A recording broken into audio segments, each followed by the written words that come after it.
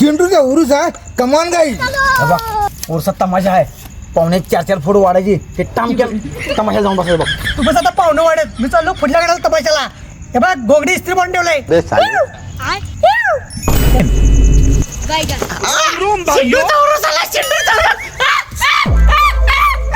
पांडू मामा मी उरसाचा बाजार केलाय 4 बकरी कापल्यात तुळीचे पैसे सगळे उरसाला जाऊ दे झाडून. हे र्या 4 बकरी कुठं कापल्यात 4 कोंबड्या कापल्यात त्या बी उरपाटे पकाच्या. कोंबड्या तू तुझ्या जनिगाणीवर. पांडू मामा 4 बकरी आणत चल. चला बकरी उडकूया.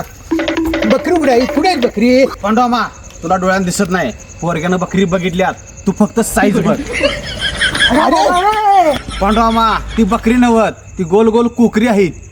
अरे तू म्हणाला चापत म्हणून मी घातला हात. तुला दांडगी गडबड गैनीनाथाच्या नावानं चांग बेले. अगा हे का काय हा देवाचा गलप आहे. का असते ते? आपल्या शेंडूरला नवनाथांपैकी गहिनीनाथांचं अस्तित्व आहे. त्यांच्या स्मृती दिना दिवशी किंवा जयंती दिवशी उरूस येतोय आणि या उरसात सकाळी देवाला खुश करण्यासाठी गलप अर्पण करायचा असतोय आणि तो गलप घेऊन आम्ही आलो. खरा उरूस हा गलफाचा असतोय आणि बकरं कापतात ते देवाच्या नावानं अन्नदान करायचं असते. आपल्या पाहुण्यांना मित्रांना बोलवून उरसात अन्नदान करायचं.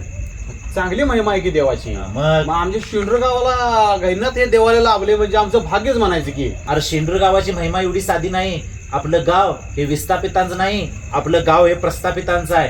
आपल्याला गाव पांढरी लाभलेलं आहे, ग्रामदैवत लाभलेलं आहे, ते साक्षात सिद्धेश्वर लाभलेलं आहे आणि नवनाथांपैकी गहिनीनाथाचं अस्तित्व आमच्या गावामध्ये आहे. चला गलप चढवूया सगळ्यांच्याच नावानं. चला चला चला चला या.